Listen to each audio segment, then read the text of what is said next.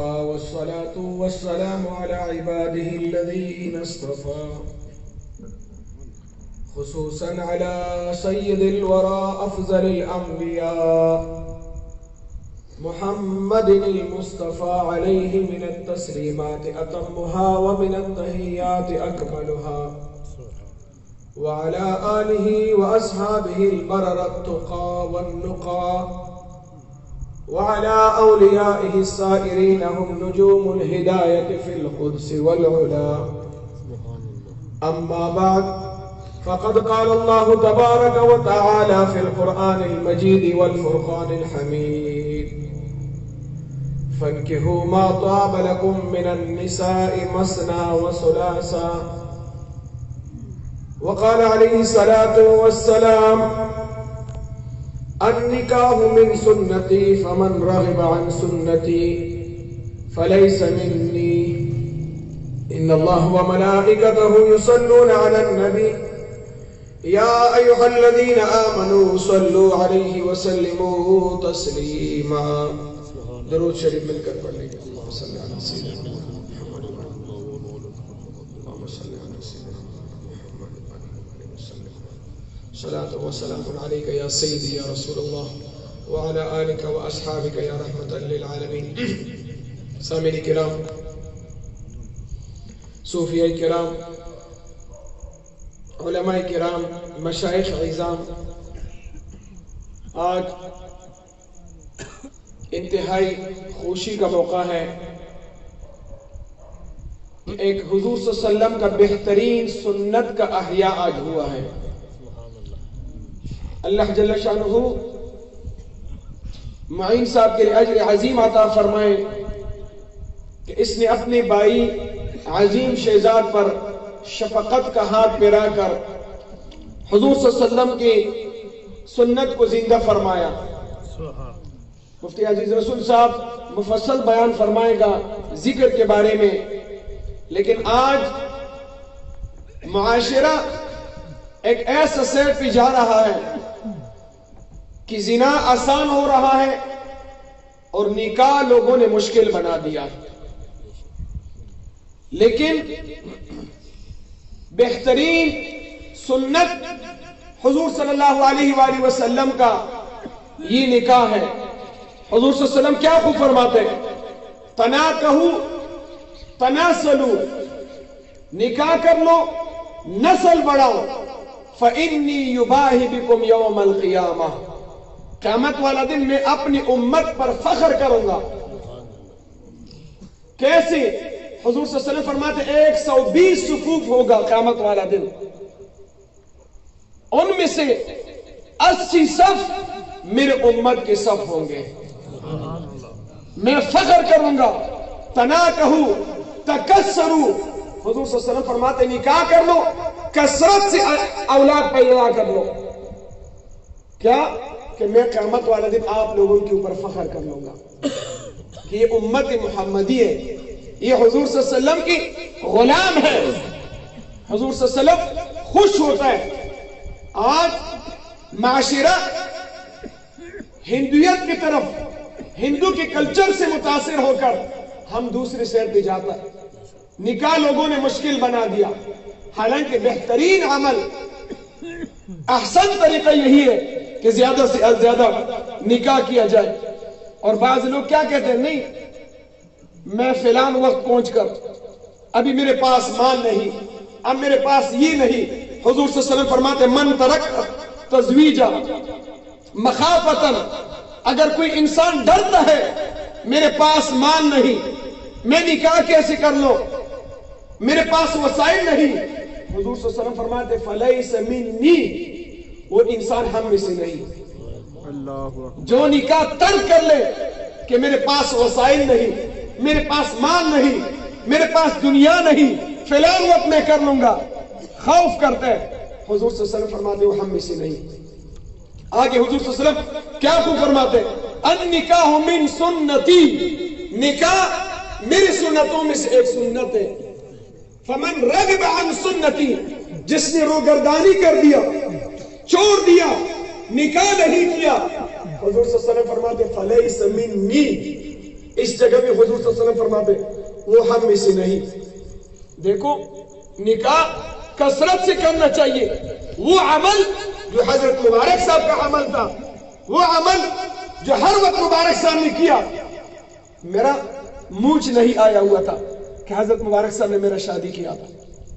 اب الحمدللہ بڑا بیٹی 18.5 سال کا ہے, 5ویں سال میں پڑھ کر الحمدللہ یہ ان بزرگوں کے برکت کہ اللہ جل شانہ نے گناہ سے ہم کو بچا دیا. میں نے یہ مسئلہ نہیں دیکھا لیکن بڑوں سے سنا, وہ بچی جو بالغہ ہو جائے, عاقلہ ہو جائے اور اس پر بیماری گزر جائے, ایک بیماری گزرنے پر ان کے والد اور ان کے والدہ پر ایک قتل کا گناہ آ جائے گا, ایک قتل کا گناہ آئے گا. لیکن مبارک صاحب نے احسن طریقے سے ہر وقت مبارک صاحب کا یہ عمل, جب بیٹا بیٹی پوتا پوتی بالغ ہو کر فوراً احسن طریقے سے حضرت مبارک صاحب اس کا نکاح فرما دیتے اور جلد از جلد اس کو رخصت فرما دے. حضور صلی اللہ علیہ وسلم کیا خوب فرماتے, خیر النساء احسنہم وجوہا, بہترین خاتون وہ جو خوشرو ہو, خوش اخلاق ہو, اور کیا ورخصنہن محورہن, کہ ان کی رخصت ہو مہر میں, ان کا مہر آسانی کے ساتھ ہو. حضرت مبارک صاحب کا یہی طریقہ, بڑی آرام بڑے احسن طریقے سے مبارک صاحب کرتے تھے نکاح. اور ہم کیا کرتے ہیں سالکین سیفیوں کا کام کیا کہ میرا دل ذاکر ہو جائے, میں اللہ کا قریب بن جاؤں, میں اللہ کا محبوب بن جاؤں. حضور صلی اللہ علیہ وسلم کیا خوب فرماتے ہیں, بہترین حدیث مبارک حضور صلی اللہ علیہ وآلہ وسلم فرماتے ہیں, وہ انسان جو شخص نکاح کر لے یا نکاح کروا دے, اللہ کی ولایت کا سب سے بڑا مستحق انسان وہی بن جاتا ہے. اگر آپ کسی کے لیے ہیلپ کر لیں, ایک بچی کا یا ایک بچے کے لیے رشتے میں جائے, حضور صلی اللہ علیہ وسلم فرماتے وہ انسان اللہ کی ولایت کا سب سے بڑا مستحق بندہ بن جاتا ہے. اسی طرح عمر رضی اللہ عنہ کیا خوب فرماتے ہیں, میں نکاح اپنی خواہش کے لیے نہیں بلکہ حضور کی امت کی کثرت کے لیے میں کرتا ہوں. امیر المؤمنین ہے, دیکھو سابقہ انبیاء علیہ نبینا علیہ الصلوۃ والسلام کچھ ایسی گزری ہوئی تھی کہ ان میں سے کسی نبی نے شادی نہیں کیا تھا. ان میں سے من جملہ حضرت عیسیٰ علیہ السلام شادی نہیں کیا, بس عبادت اطاعت اللہ کی بندگی میں وقت گزارا. لیکن اس کے ایک امتی ایک کتاب لکھا, دنیا میں سے سب سے بڑے لوگوں کا کون سا شخصیت, ان میں سے ٹائٹل میں سب سے بڑا نام حضرت محمد مصطفیٰ صلی اللہ علیہ وسلم کا لکھا. ان سے پوچھا گیا آپ تو عیسائی ہے, حضور صلی اللہ علیہ وسلم کی شان کیسے بیان کیا؟ انہوں نے کہا اس نے عبادت کر دیا پہاڑوں میں, انہوں نے تزویج, نکاح کے حقوق, طلاق, مسائل, معمولات ہمیں نہیں بیان کیا, یہ بیان کیا حضور صلی اللہ علیہ وسلم نے ہمیں بیان کر دیا. یہ شان اللہ جل شانہ نے حضور صلی اللہ علیہ وآلہ وسلم کے لیے عطا فرمایا. امام حسن رضی اللہ عنہ نے کم اور بیش 200 نکاح کر دیا تھا, 200 نکاح کیا تھا. آگے صحابی رسول مغیرہ رضی اللہ تعالیٰ عنہ نے 80 شادی کیا ہوا تھا, 80 شادی اس نے کیا ہوا تھا صرف اس مقصد کے لیے کہ حضور صلی اللہ علیہ وسلم کی امت کی کثرت ہو جائے. جنید بغدادی رحمت اللہ علیہ فرماتے ہیں جس طرح میرے لیے کان کا ضرورت ہے میں کان کہتا ہوں, اسی طرح میرے لیے جماع کا بھی ضرورت ہے.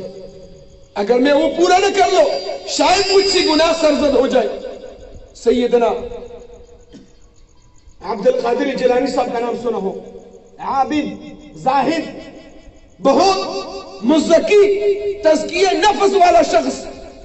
وہ مبارک فرماتے اگر میرے ساتھ ایک کمرے میں سونا رکھا جائے اور ایک کنواری لڑکی ہو, فرماتے میں اپنی جان پر اعتماد ہے میرا, میں سونے میں خیانت نہیں کروں گا, لیکن میں اپنی جان پر خوف کرتا ہوں شاید مجھ سے گناہ سرزد ہو جائے. دیکھو اتنا شان کے باوجود انسان شادی حضور صلی اللہ علیہ وسلم کی سنتوں میں سے ایک سنت ہے، اور حضور صلی اللہ علیہ وسلم کیا خوب فرماتے ہیں، خیر النساء الودود الودود، بہترین خاتون وہ ہے جن کی اولاد زیادہ ہو۔ دیکھو ایک بینس آج کل کوئی خریدتا ہے، کون سا نسل؟ فلان نسل لے لو، گائے کون سا؟ سائیوان والا نسل لے لو، فلان نسل لے لو۔ ایسی خاتون کی بہنوں کے بارے میں پوچھو، ان کی اولاد کتنی ہے، اس کے اولاد بچے کتنے ہیں، اس کے کتنی بیٹیاں ہیں، ان کے بارے میں پوچھ کر، تاکہ آپ کا نسل زیادہ ہو، وہ آپ کے لیے قیامت والا دن ایصال ثواب کا ذریعہ بن جائے۔ یہ بہترین سنت ہے۔ اور حضور صلی اللہ علیہ وسلم نے کیا خوب فرمایا، فرماتے ما رأیت من ناقصات عقل و دین اغلب الذی، حضور صلی اللہ علیہ وسلم فرماتے دین میں سب سے ناقص خواتین ہیں۔ خواتین عرض کر یا رسول اللہ ہم کیسے ناقص ہیں؟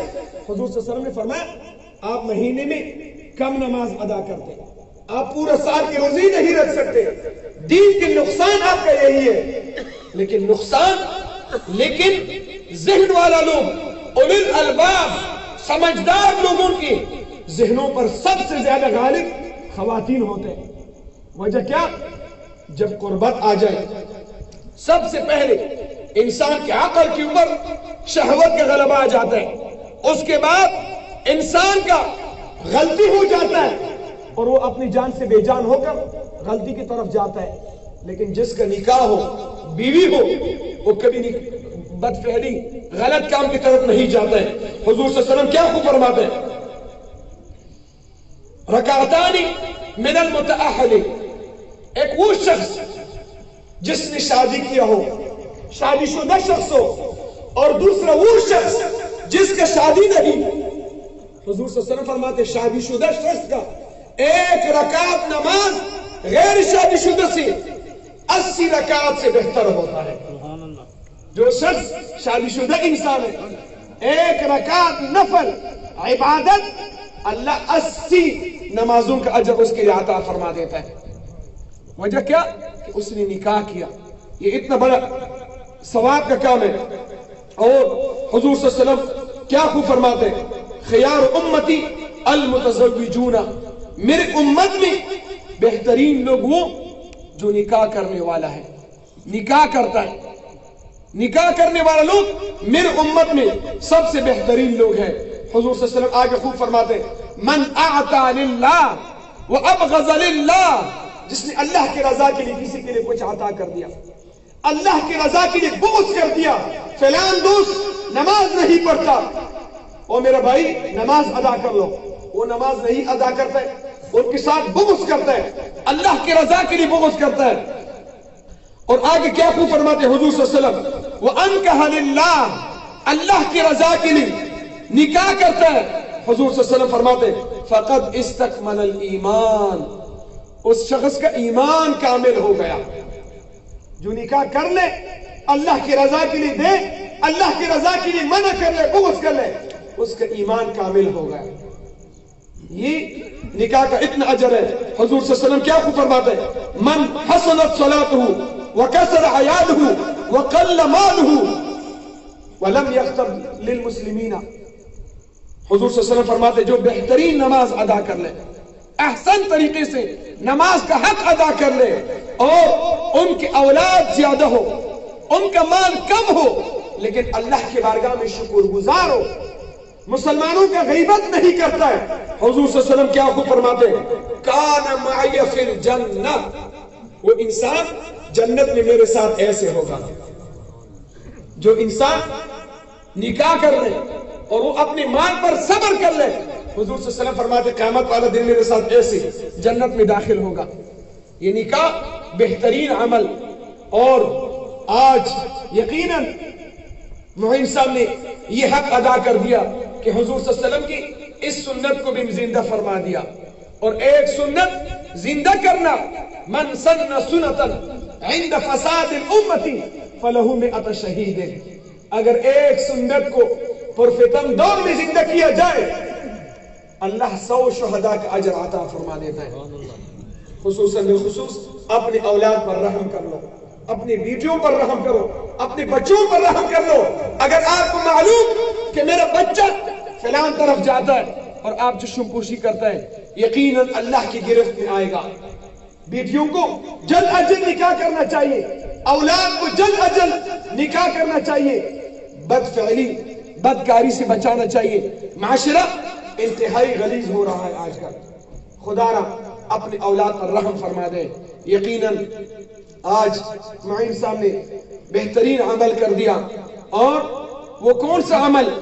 لوگوں کی شادیاں آپ لوگوں نے دیکھا ہو، اس کی شادیوں میں کیا ہوتا ہے، ان کی نکاحوں میں کیا ہوتا ہے، ان کے رسم و رواج کیا ہے، کیا کیا طریقے ہوتا ہے، لیکن الحمدللہ ان کا طریقہ وہی طریقہ جو حضرت مبارک صاحب کا طریقہ ہے، بالکل آسانی کے ساتھ، بالکل عاجزی کے ساتھ اس کام کو پائے تکمیل تک پہنچایا۔ اللہ جل شانہ اس نکاح میں برکت عطا فرمائے۔ اللہ جل شانہ ہمارا مل کر بیٹھنا اپنی بارگاہ میں قبول فرمائے۔ وآخر دعوانا ان الحمد للہ رب العالمین۔